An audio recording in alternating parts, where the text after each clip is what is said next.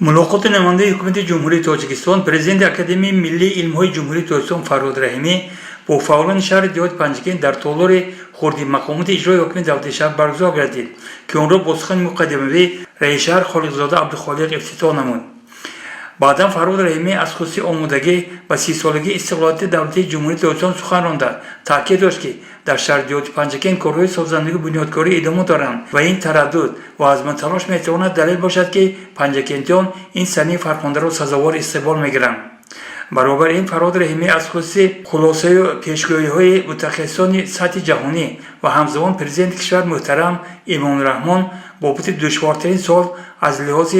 مواد غذایی گردیدن سال 2021 اندیشه بیان داشت. مخصوص علاقمند به این موضوع استفاده هر وجب زمین از جمله زمین‌های نزد حولگی را عامل مهم دانست در تامین امنیت آذوقه‌واری مملکت.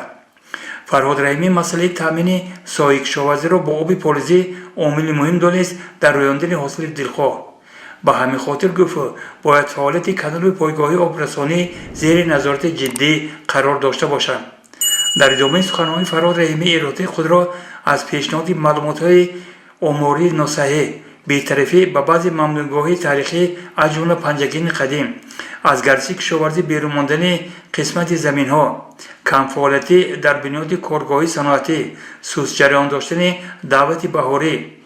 نه هموقت رعایت شدن قانون جمهوری تاجیکستان درباره تنظیم عنعنه و جشن و مراسم‌های ملی در سطح ضروری به راهنمایی کارهای تشویقاتی ترغیباتی و چند مسئله دیگر بیان نموده اظهار باوری کرد که مسئولان در همه ساحه‌ها برای اصلاح کمبودی‌ها تدبیرها می‌اندیشند. در خاطر ملاقات رئیس شهر پنجگین خالقزاده عبدالخالق به نماینده حکومت جمهوری تاجیکستان پرزیدنت اکادمی ملی علم‌های کشور فرهاد رحیمی برای تشریف و بیان ایراد و مصلحت‌های سودمند اظهار سپاس نموده مهمان را باور کنند که ساکنان شهر دیهات پنجگین متشکری نشان داده 30 سالگی استقلالیت دولت جمهوری تاجیکستان را با تحفه ارزنده استقبال می‌گیرند.